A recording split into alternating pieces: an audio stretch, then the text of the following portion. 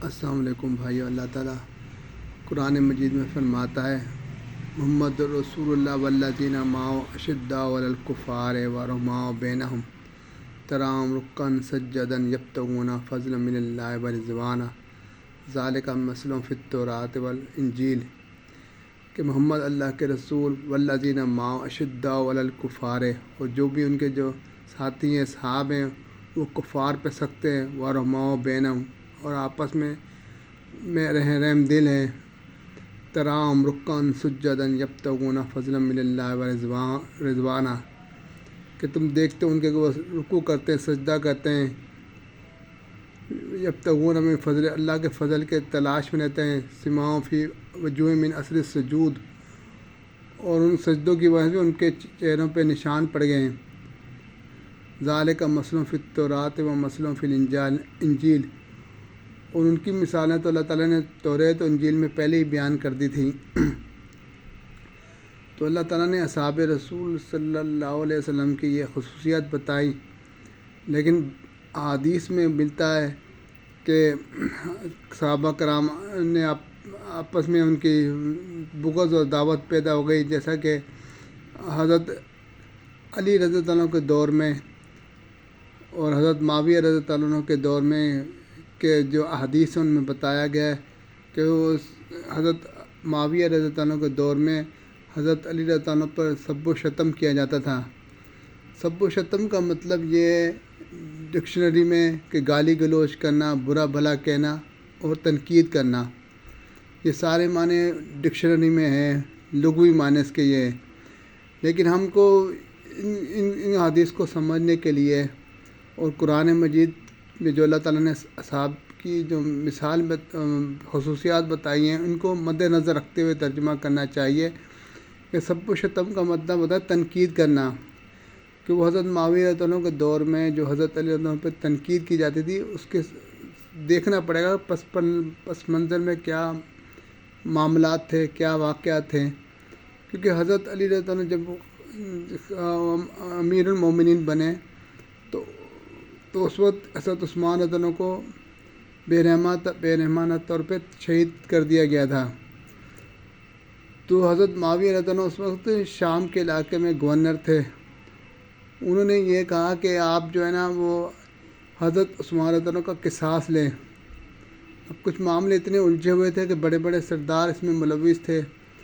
اور حضرت رضی اللہ عنہ اس میں تھوڑا احتیاط سے معاملے کرنے کی کوشش کر رہے تھے، لیکن حضرت معاویہ رضی اللہ عنہ کی طرف سے اس پہ دباؤ تھا کہ آپ جلد از جلد قصاص لیں۔ کچھ جو لوگ ملوث تھے ان کو قتل بھی کیا گیا، لیکن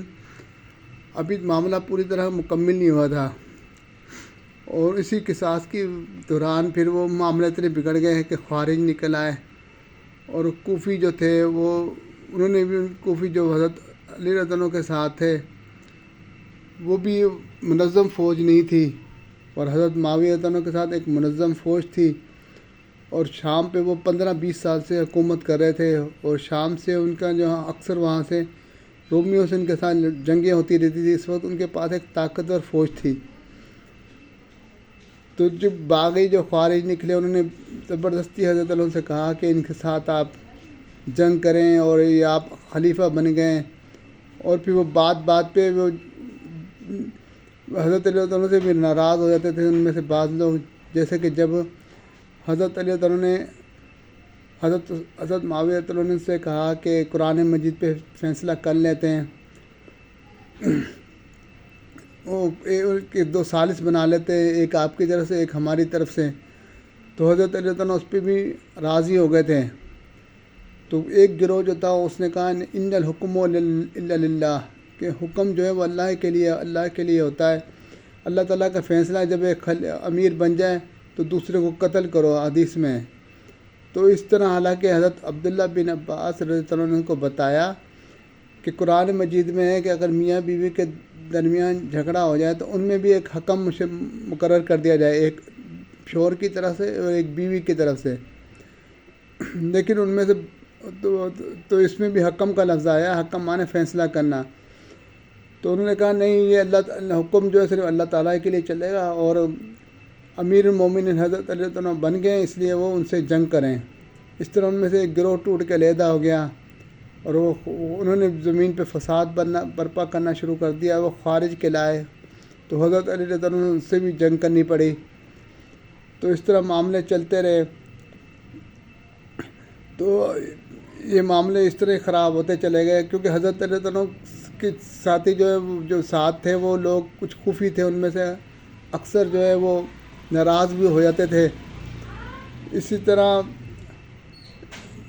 حضرت علی رضی اللہ عنہ کو بڑی انہوں نے پریشان کرے رکھا، یہاں تک کہ ان کی وفات ہو گئی۔ اور حضرت حسن رضی اللہ عنہ نے بھی حضرت معاویہ رضی اللہ عنہ سے 6 مہینے اپنی امارات کے بعد ان سے صلح کر لی، کیونکہ وہ سمجھ چکے تھے کہ یہ کوفی لوگ جو ہیں وہ ذرا سی بات پہ ناراض ہوتے ہیں اور یہ ایک منظم گروہ نہیں ہے، اور یہ فساد برپا کرنا چاہ رہے ہیں، نہ کہ اصلاح۔ تو انہوں نے دین کی اللہ اسلام کی سربلندی کے لیے اور دور اندیشی سے حضرت معاویہ رضی اللہ عنہ سے انہوں نے صلح کر لی، اور اس طرح پھر معاویہ نے 20 سال تک امیر المومنین بن گئے۔ تو ایک مرتبہ انہوں نے سعد بن ابی وقاص رضی اللہ عنہ سے معاویہ نے کہا کہ آپ جو ہے حضرت علی رضی اللہ عنہ پہ تنقید کیوں نہیں کرتے ہیں؟ اس میں بھی سبن کا لفظ آیا کہ آپ انہوں نے ایک قصاص لینے میں جو دیر کی، اس وجہ سے آپ ان پر تنقید کرے۔ تو انہوں نے کہا کہ میں ان کے تنقید نہیں کروں گا، کیونکہ اللہ ان کی ایسی خصوصیات ہے، اگر وہ مجھے مل جاتی وہ مجھے سرخ اونٹوں سے بھی بہتر تھی۔